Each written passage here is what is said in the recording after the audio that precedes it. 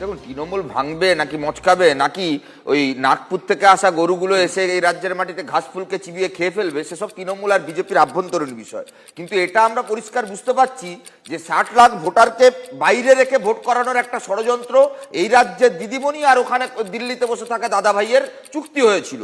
যদি না হতো, আচ্ছা বলুন তো, এসআইআর বিরোধী লড়াই হচ্ছে, কি ছবি আঁকছেন? সুদীপ্ত সেন জেলের ভেতরে, এ ছবি নেবে কে? গ্যানেশ ভ্যানিস, এইটা নাকি এসআইআর বিরোধী লড়াই। আমরা দায়িত্বশীল বিরোধী হিসেবে আমরা 3টে দাবি জানিয়েছি। 60 লাখ ভোটারকে ফিরিয়ে এনে ভোট করতে হবে। রাজনৈতিক পক্ষপাত দুষ্ট নির্বাচন কমিশন মানবো না। 3 নম্বর, যাদের নাম ডিলিট হয়েছে তাদেরকেও সুযোগ করে দিতে হবে। তৃণমূলও চায় সব ইস্যু গুলিয়ে দিয়ে একটা ইস্যু এসআইআর ভোট হবে, চুরি লুট দুর্নীতি সব মায়ের ভোগে চলে যাবে। আর বিজেপিও চায় যে চোরগুলো কেন জেল থেকে ছাড়া পেয়ে গেল, এইটা যাতে মানুষ প্রশ্ন করতে না পারে। বিজেপিও এখানে এই এসআইআর ঘোলা জলে মাছ ধরতে চাইছে। দেখুন, এসআইআর না হলে ভোট করা যাবে না, এসআইআর প্রক্রিয়া সম্পূর্ণ না হলে ভোট হবে না। এটা আমরা শুধু বলছি না, এটা বিজেপির রাজ্য সভাপতি শ্রমিক বাবুও বলেছেন, নো এসআইআর নো ভোট। আমরাও বলছি এসআইআর এ 60 লাখ ভোটারের যতক্ষণ না সম্পূর্ণ ভোটার তালিকায় নাম আসছে ততক্ষণ ভোট করা যাবে না। তাহলে প্রশ্ন কি?